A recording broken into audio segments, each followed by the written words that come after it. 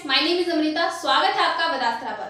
आज मैं आपको पढ़ाने वाली हूँ क्लास 11th बायोलॉजी का first chapter the living world. तो सबसे पहले हमने पिछले लेक्चर में जो पढ़ा था उसको एक बार रिवाइज कर लेते हैं। सबसे पहले हमने पढ़ा था स्टेप्स ऑफ टैक्सोनॉमी कि किस किस स्टेप्स को फॉलो करके हम किसी भी ऑर्गेनिज्म को क्लासीफाई कर सकते हैं, उसे ग्रुप में बांट सकते हैं। उसके बाद हमने नोमेनक्लेचर को पढ़ा, बाइनोमियल नोमेनक्लेचर पढ़ी। उसके बाद टैक्सोनॉमिकल हायरार्की के बारे में पढ़ा। टैक्सोनॉमिकल हायरार्की के बारे में पढ़ते हुए हमने इन 7 ऑब्लिगेट कैटेगरीज के बारे में पढ़ी। जैसे जैसे हम स्पीसीज से किंगडम की तरफ मूव कर रहे थे, बॉटम टू टॉप मूव कर रहे थे, तो जो सिमिलर कैरेक्टर थे या फिर जो कॉमन कैरेक्टर थे वो घट रहे थे, जनरल कैरेक्टर बढ़ रहे थे और स्पेसिफिसिटी घट रही थी और कॉम्प्लेक्सिटी बढ़ रही थी। ये सारी की सारी चीजें हम पिछले लेक्चर में कर चुके हैं। अब आप नोट डालकर यहाँ एक चीज लिखिए जो एनसीईआरटी में दी गई है।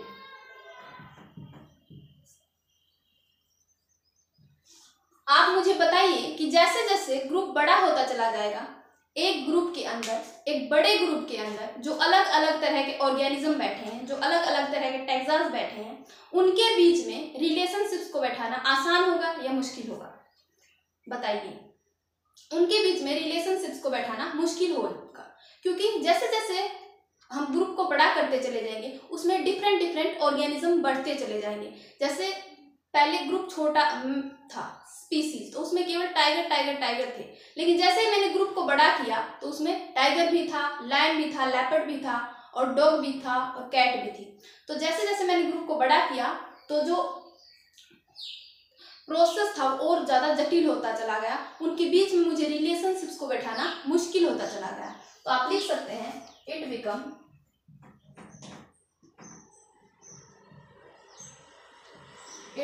Difficult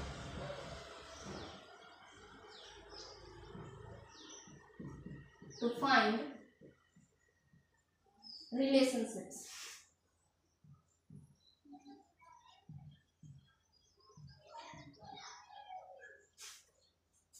at the same group at different taxa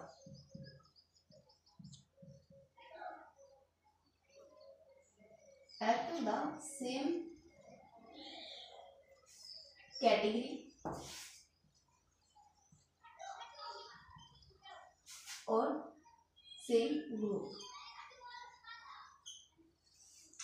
जैसे जैसे हम ग्रुप को बड़ा करते चले जाएंगे तो उनके बीच में रिलेशनशिप्स को बैठाना मुश्किल होता चला जाएगा, क्योंकि उसमें बहुत अलग अलग तरह के ऑर्गेनिजम्स पाए जाएंगे। जैसे मैंने ग्रुप को छोटा रखा स्पीसीज, तो उसमें केवल टाइगर टाइगर टाइगर थे, तो मुझे उनके बीच में रिलेशनशिप्स को बैठाना मुश्किल नहीं होगा, क्योंकि वो सारे के सारे ऑर्गेनिज्म एक जैसे हैं। लेकिन जैसे मैंने ग्रुप को बड़ा किया तो उसमें सारे तरह के ऑर्गेनिज्म आ गए। तो ये हो गई हमारी बात। उसके बाद मैंने पिछले लेक्चर में आपको बताया था टैक्सोनॉमिकल हायरार्की क्या होती है। जैसे जैसे हम जैसे जैसे हम ऑर्गेनिज्म को क्लासीफाई करते हैं तो हम स्टेप बाय स्टेप चढ़ते चले जाते हैं, और इन स्टेप्स को हम क्या कहते हैं? टैक्सोन कहते हैं या कैटेगरी कहते हैं। तो ये जो टैक्सोन होता है ना, ये लिविंग ऑर्गेनिज्म को भी रिप्रेजेंट करता है। जैसे टाइगर एक स्पीसीज है जो बैठा है कहाँ, जो बिलोंग करता है किससे? To the category species. मैं कहूँ कि पैंथेरा एक ग्रुप ऑफ टैक्सा है जिसमें अलग अलग तरह के ऑर्गेनिज्म बैठे हुए हैं, और ये किससे बिलोंग करता है? To belonging to genus. ये जीनस से बिलोंग करता है। तो आप देख सकते हैं कि जो टैक्सोन होता है, taxon is a real organism और a group of real organism जो पर्टिकुलरली बैठे हैं कहाँ? स्टेप्स पर। तो आप लिख सकते हैं टैक्सोन रिप्रेजेंट्स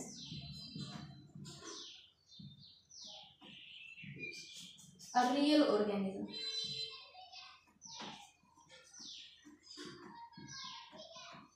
और a group of real organism.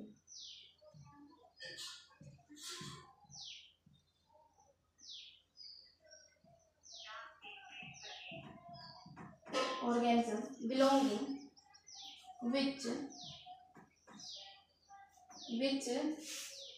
present at at a specific category.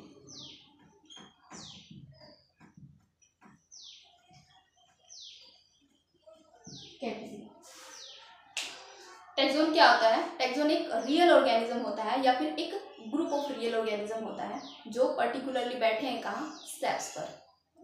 ठीक है, तो ये हो गई हमारी कुछ बातें। अब मैं कुछ क्वेश्चंस करवाऊंगी आपको उसके आंसर्स देंगे।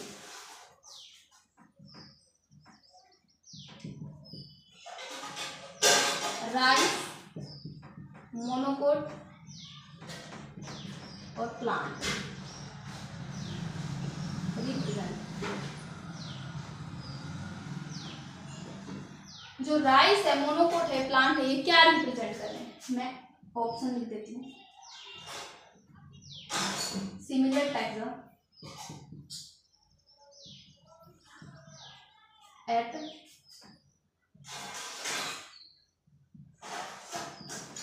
Similar category.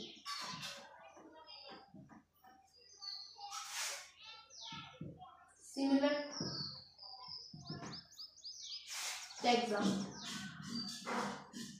Eight different category.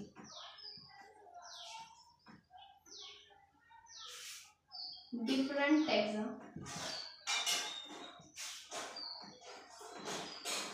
Eight different category. और now different taxa, similar taxa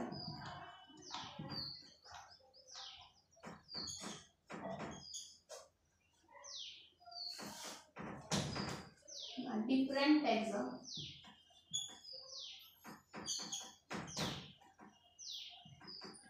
and similar category।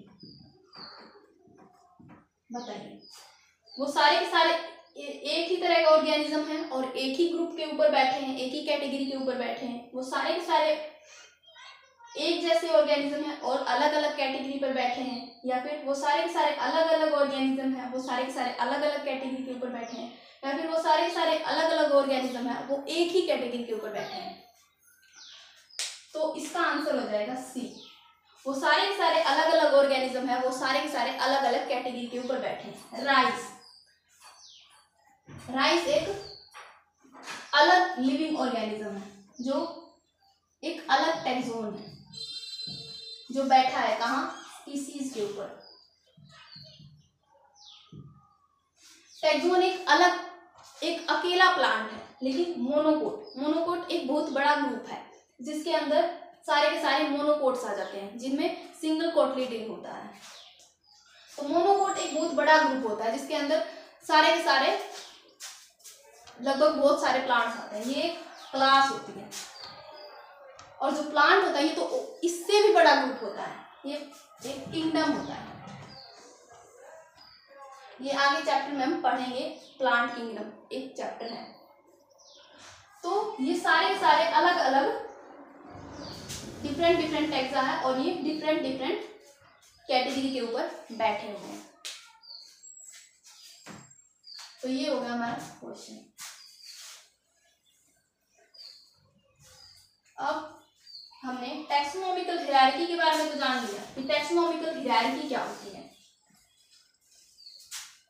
अब हम उनको एक एक करके पढ़ लेते हैं। तो सबसे पहले बात आती है स्पीसीज। स्पीसीज क्या होता है?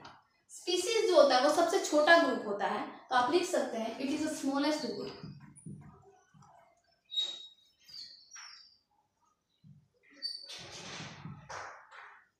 स्मॉलेस्ट ग्रुप, ये सबसे छोटा ग्रुप होता है। और आप कह सकते हैं जो ये स्पीसीज होती है the real basic unit of classification.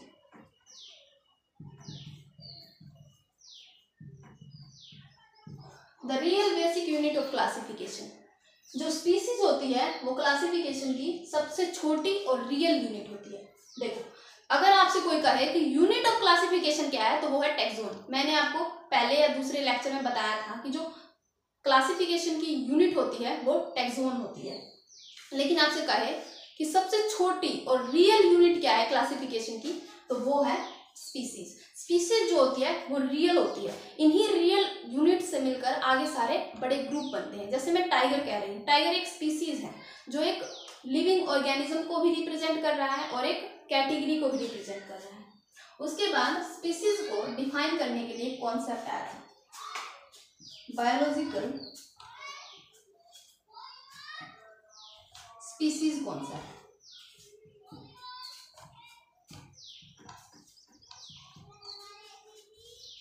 और ये दिया किन्होंने था, ये कौन लेकर आए थे? ये हमारे लेकर आए थे अर्नेस्ट मेयर साहब।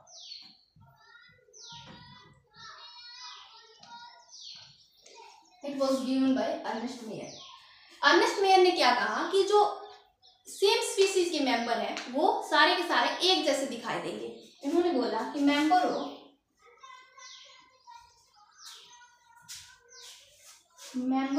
सेम स्पीसीज are morphologically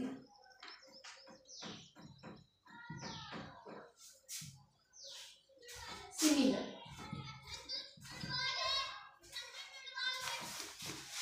वो सारे एक जैसे दिखाई देंगे। उसके बाद इन्होंने बोला कि जो सेम स्पीसीज के मेंबर हैं वो आपस में इंटरब्रीड कर सकते हैं, मैटिंग कर सकते हैं और बच्चे पैदा कर सकते हैं। जैसे tiger tiger, lion lion, dog dog, ये आपस में इंटरब्रीड कर सकते हैं और बच्चे पैदा कर सकते हैं। इन्होंने बोला member of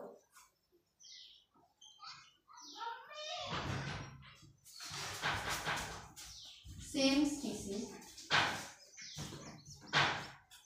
can interbreed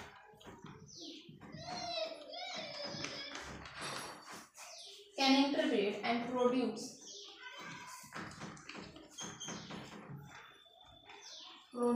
fertile offspring।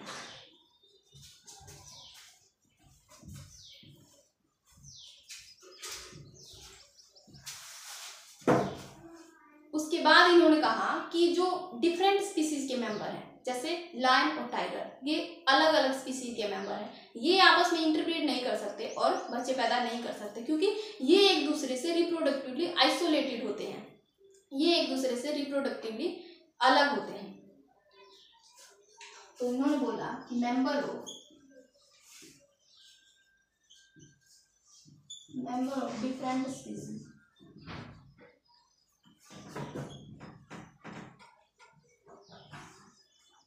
cannot intervene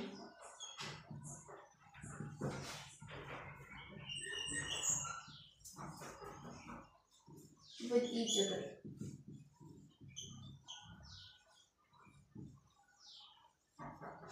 Other are reproductively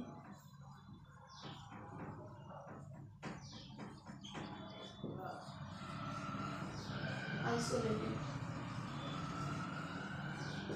क्योंकि ये एक दूसरे से रिप्रोडक्टिवली आइसोलेटेड होते हैं। आइसोलेटेड का मतलब ये एक दूसरे से अलग होते हैं। उसके बाद बात आती है कि बायोलॉजिकल स्पीसीज कॉन्सेप्ट था वो किस बात के ऊपर निर्भर था, किस बात के ऊपर बेस्ड था। तो जो बायोलॉजिकल स्पीसीज कॉन्सेप्ट था ये based on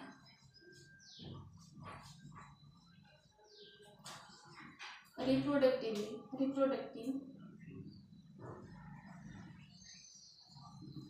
isolation. Reproductive isolation के ऊपर निर्भर था। जो एक साथ रिप्रोड्यूस कर सकते हैं वो सेम स्पीसीज के मेंबर, और जो एक साथ रिप्रोड्यूस नहीं कर सकते वो डिफरेंट स्पीसीज के मेंबर। तो ये हो गई स्पीसीज। इसके कुछ एग्जांपल्स लिख लेते हैं।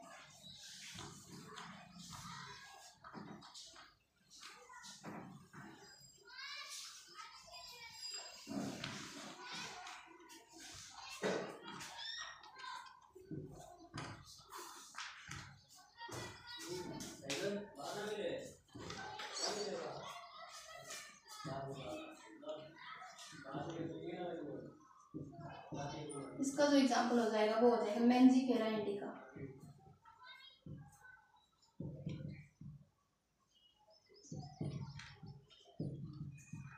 ये जो इंडिका है ये स्पीसीज को रिप्रेजेंट कर रही है। राइस, लायन, टाइगर, ये सारे के सारे क्या हैं? ये सारे के सारे स्पीसीज हैं। तो ये हो गए हमारे स्पीसीज के एग्जांपल्स। अब हम बात करते हैं जीनस क्या होता है।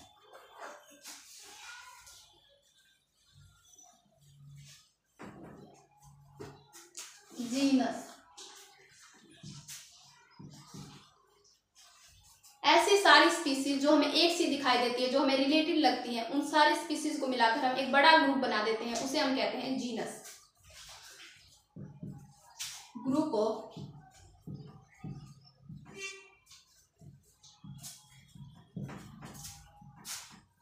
Related species. स्पीसीज के रिलेटेड ग्रुप्स को हम जीनस कहते हैं। इसे हम एग्जाम्पल के थ्रू समझेंगे। तो एनिमल के केस में हम एग्जाम्पल लेंगे। एनिमल जीनस,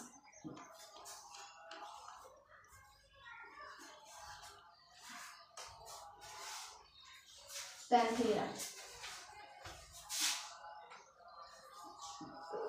पैंथेरा जो होता है वो एक जीनस होता है, ये स्पीसीज से मिलकर बना होता है।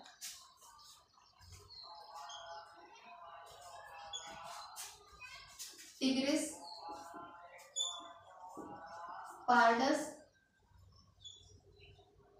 और लियो। टिग्रिस जो होता है उसे टाइगर कहते हैं, पार्डस लेपर्ड,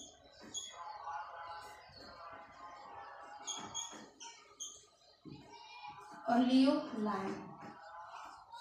ये होगा एग्जाम्पल एनिमल के केस में। अब हम प्लांट के केस में एग्जाम्पल देख लेते हैं।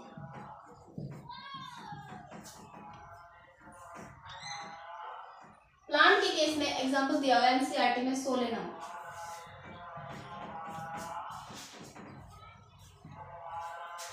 सोलेनम जो होता है एक प्लांट जीनस होता है।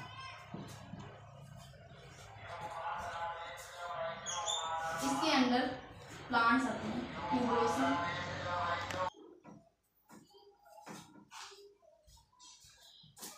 ट्यूबरोसम, मेलोंजना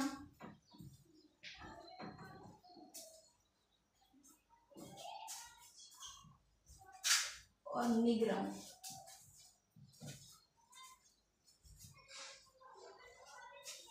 ट्यूबरोसम जो होता है वो पोटैटो का प्लांट होता है। मेलोंजना ब्रिंजल और निग्रम होता है ब्लैक नाइट शेड।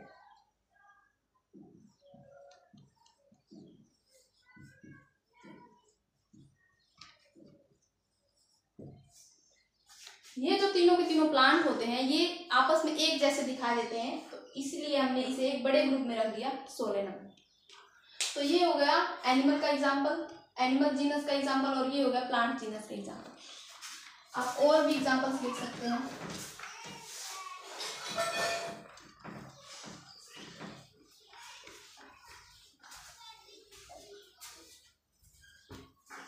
एनिमल के केस में एनिमल जीनस के केस में कैनिस और फैलिस। कैनिस जो होता है वो एक डॉग जीनस होता है, जीनस ऑफ डॉग, और फैलिस जो होता है एक जीनस ऑफ कैट।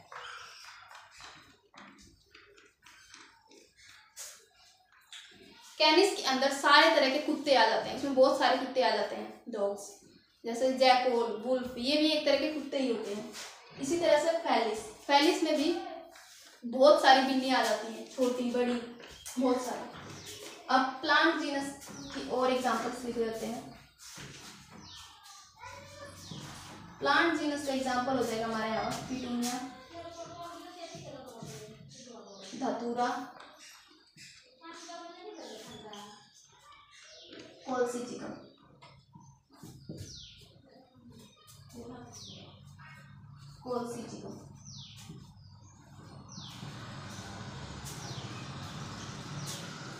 पिटूनिया एक जीनस है, एक प्लांट जीनस है। धतूरा एक जीनस है जिसके अंडर बहुत सारे प्लांट्स आते हैं। कोल्सीचिकम एक जीनस है, प्लांट जीनस।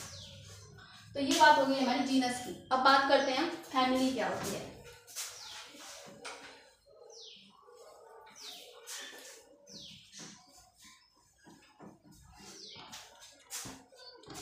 फैमिली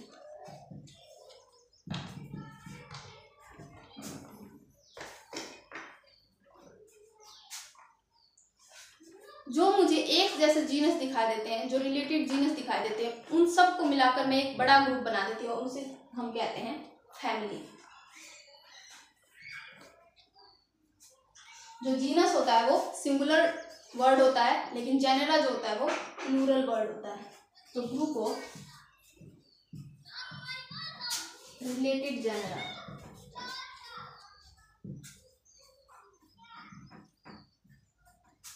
ये जेनेरा का एक रिलेटेड ग्रुप होता है जो मिलकर फैमिली बनाता है।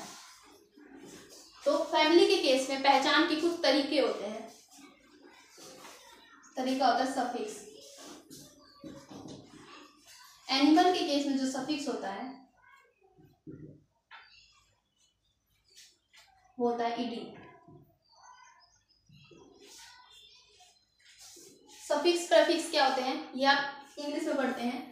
सफिक्स जो बाद में लगता है और प्रीफिक्स जो पहले लगता है। तो सफिक्स मतलब बाद में हमें कोई ऐसी आवाज आएगी जिससे हमें पता चलेगा कि यहाँ एनिमल फैमिली की बात हो रही है। तो हम यहाँ पर कुछ एग्जांपल्स लिख लेते हैं। कैनिडी, फैलिडी, मोमिनिडी,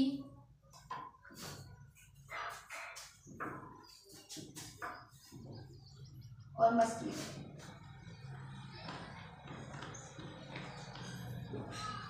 कैनिडी डॉग फैमिली होती है।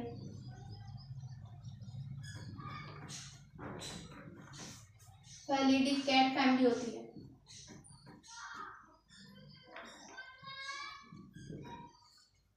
मोमिनिडी ह्यूमन फैमिली होती है।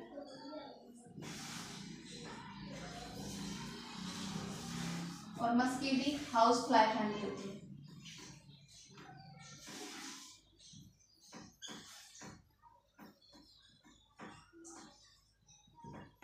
जो घरों में पाए जाते हैं।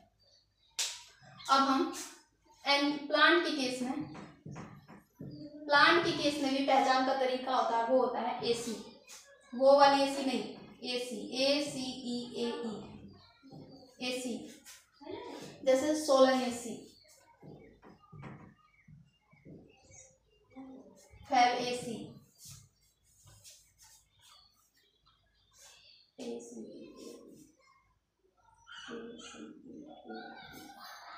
फैबेसी, ब्रेसिकेसी,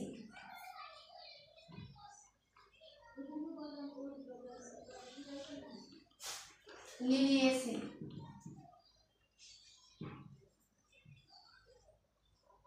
ACEAE,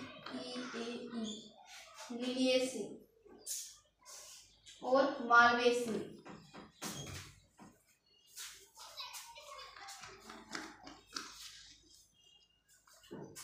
और पोएसी।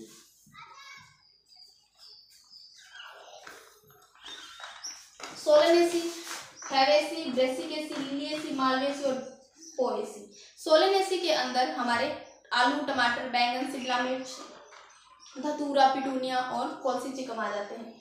फैबेसी के अंदर हमारे सारी दालें आ जाती है, मूंग, मटर, मोठ। ब्रेसिकेसी के अंदर फूल गोभी, पत्ता गोभी और सरसों आता है। लिलिएसी के अंदर लिली, गार्लिक, अनियन। मालवेसी के अंदर चाइना रोज आता है। और पोएसी के अंदर सारे के सारे सीरियल्स आ जाते हैं, व्हीट, मेज, राइस। तो ये जो हो गए, अगर आपको दिखे कि लास्ट में आपको एसी दिख रहा है तो समझ जाइए कि वहाँ प्लांट फैमिली की बात हो रही है, और जहाँ ईडी लग जाए वहाँ एनिमल फैमिली की बात हो रही है। तो ये सारे के सारे फैमिली याद करने की जरूरत नहीं है। इसमें जो मेंबर्स हैं उनको भी याद करने की जरूरत नहीं है, क्योंकि ये सारे के सारे मेंबर्स हम मॉर्फोलॉजी में डिटेल में पढ़ेंगे। तो ये हो गई फैमिली की बात। एनसीईआरटी में इसके कुछ एग्जांपल्स दिए गए हैं, उनको हम देख लेते हैं।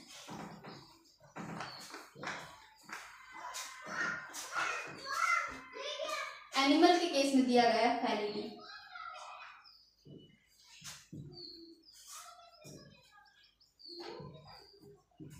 फैलिडी जो है एक फैमिली है और ये किससे मिलकर बना है? पैंथेरा और फैलिस। ये क्या है? ये जीनस है। पैंथेरा जो है उसके अंदर क्या क्या आ रहे थे? टिग्रिस, लेपर्ड और लियो। फैलिस के अंदर ये कैट जीनस है, इसके अंदर सारी सारी बिल्लियां आ रही थी। तो ये जो है ये इसके अंदर टाइगर भी आ गया, लॉयन भी आ गया, लेपर्ड भी आ गया और सारी सारी बिल्लियां भी आ गई। तो ये एक बड़ा ग्रुप बन गया जिसे हम फैमिली कह रहे हैं। प्लांट के केस में भी एक एग्जांपल लिया गया है सोलेनेसी।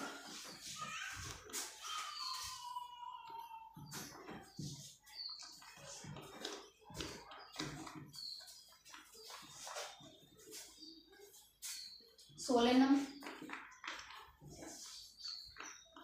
ये जीनस है और ये सोलेनेसी फैमिली है।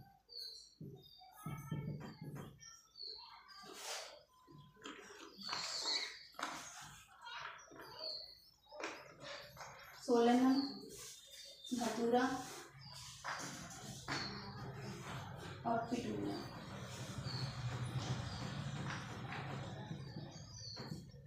ये एग्जांपल्स एनसीईआरटी के अंदर दिया गया है। अब फैमिली के अंदर नोट डालकर प्लांट फैमिली के केस में जब हम फैमिली बनाते हैं तो वहां पर प्लांट का वेजिटेटिव कैरेक्टर को भी लिया जाता है और रिप्रोडक्टिव कैरेक्टर को भी लिया जाता है। नोट डालकर लिखेंगे इन प्लांट फैमिली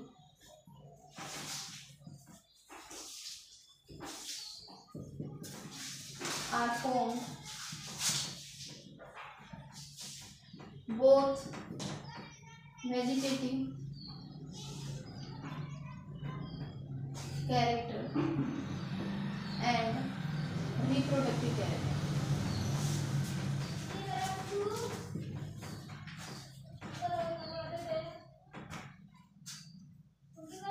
जब प्लांट के केस में हम फैमिली बनाते हैं तो वहां वेजिटेटिव कैरेक्टर को भी देखा जाता है और रिप्रोडक्टिव कैरेक्टर को भी देखा जाता है। मतलब वेजिटेटिव कैरेक्टर का मतलब उसके स्टेम को देखा जाता है, उसके रूट को देखा जाता है और उसके फ्लावर को देखा जाता है, उसके लीफ को देखा जाता है। लेकिन रिप्रोडक्टिव कैरेक्टर के अंदर उसके एंथर को देखा जाता है, उसके कार्पल को देखा जाता है और उसके फ्लावर को देखा जाता है। तो ये बात हो गई हमारी फैमिली की। तो आगे के टॉपिक्स हम नेक्स्ट लेक्चर में करते हैं। Thank you.